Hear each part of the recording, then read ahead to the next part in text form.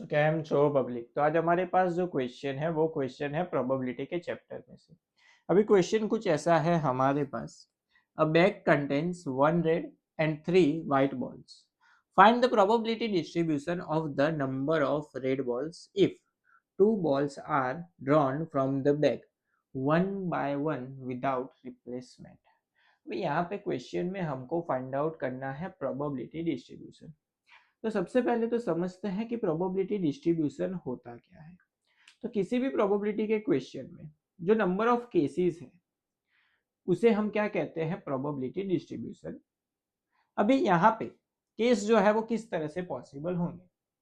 तो यहाँ पे सबसे पहले तो हमारे पास वन रेड बॉल है एंड थ्री वाइट बॉल है, यानी कि टोटल बॉल जो है वो कितने हैं, फोर है। उसमें से हमको सिलेक्ट कितने करने हैं, टू बॉल हमको सिलेक्ट करने हैं। एंड वो जो दो बॉल सिलेक्ट करेंगे वो दो बॉल किस कलर के होने चाहिए, रेड कलर के होने चाहिए। उसकी प्रोबेबिलिटी क्या होगी।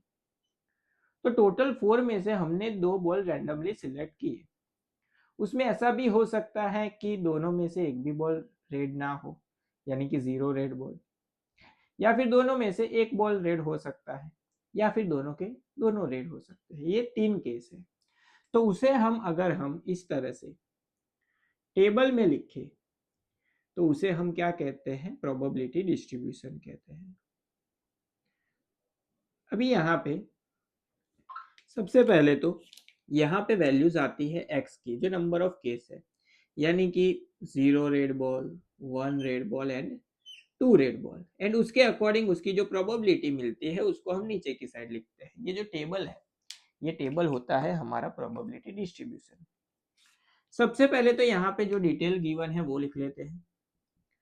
So one red ball plus three white ball, total ball जो है वो कितने हैं, फोर। सही। अभी यहाँ पे सबसे पहला केस अगर हम कंसिडर करें, so probability for x is equal to zero. इसका मतलब जीरो रेड बॉल सिलेक्ट होना चाहिए। जीरो रेड बॉल का मतलब क्या है कि दोनों के दोनों बॉल जो है वो व्हाइट होंगे। लेकिन यहाँ पे एक चीज जो है वो आपको ध्यान रखनी है कि वन बाय वन सिलेक्ट करना है एंड विदाउट रिप्लेसमेंट। मतलब एक बॉल जो हमने निकाला उसको हमने वापस रखा नहीं है बॉक्स में।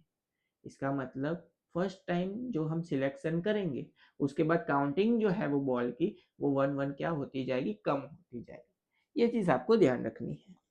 तो सबसे पहला केस, दोनों के दोनों बॉल जो है वो वाइट होंगे।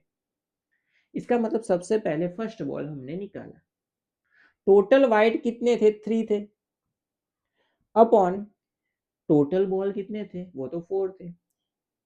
तो क्या मिलेगा, उसकी प्रोबेबिलिटी थ्री बाय फोर। उसके बाद सेकेंड बॉल हमने निकाला तो वो भी कैसा मिला, व्हाइट कलर का मिला। तो व्हाइट कलर का पहले ही एक बार सिलेक्ट हो गया है, उसको हमने वापस रखा नहीं है। इसका मतलब अब टोटल व्हाइट थ्री जो से उसमें से क्या बचेंगे, टू बचेंगे। एंड टोटल बॉल जो फोर थे उसमें से भी एक कम हो जाएगा, यानी कि यहाँ पे क्या आएगा, थ्री आएगा। इन दोनों का क्या करना है, मल्टीप्लीकेशन। थ्री थ्री हो जाएगा कैंसिल, ये कैंसिल आउट हो जाएगा टू से। सो आंसर होगा हमारा वन बाय टू। तो ये हो गई उसकी प्रोबेबिलिटी। तो यहाँ पे मिलेगा for probability for zero red ball, उसकी प्रोबेबिलिटी क्या होगी, वन बाय टू। उसके बाद उसी तरीके से probability for x is equal to one. यहाँ पे इसका सिंप्लीफिकेशन लिखते हैं। अभी यहाँ पे x is equal to one red ball, इसका मीनिंग है कि वन रेड बॉल होगा एंड वन वाइट होगा।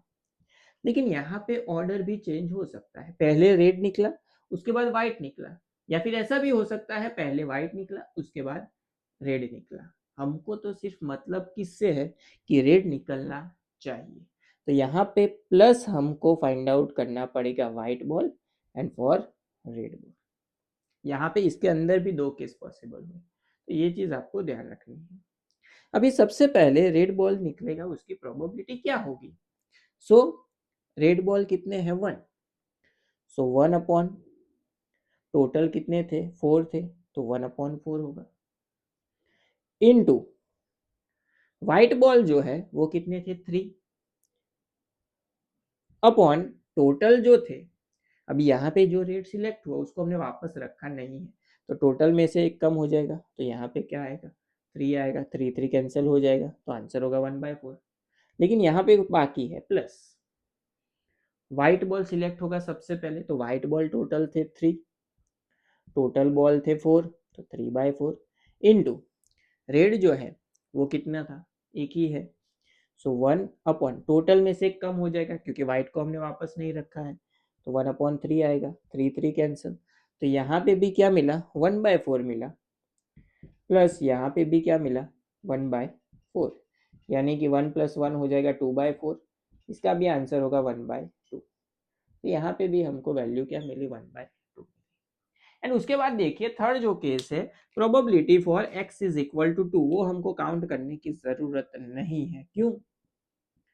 क्योंकि दोनों के दोनों व्हाइट बॉल सिलेक्ट होंगे, ये तो इम्पॉसिबल इवेंट हो गई। क्यों?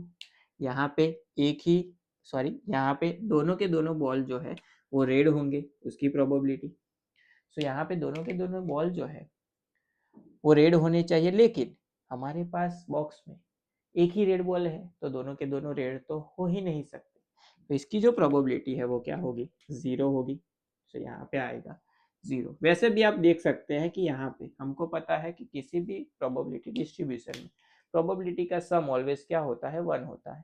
तो यहाँ पे 1/2 है मतलब हाफ, यहाँ पे भी 1/2 है, हाफ है, हाफ एंड हाफ क्या हो जाएगा, फुल, यानी कि 1 हो जाएगा। यहाँ पे टोटल 1 हो गया, तो इसकी प्रोबेबिलिटी ऑलवेज क्या होगी, 0 ही होनी चाहिए। तो ये हो गया इसका आंसर।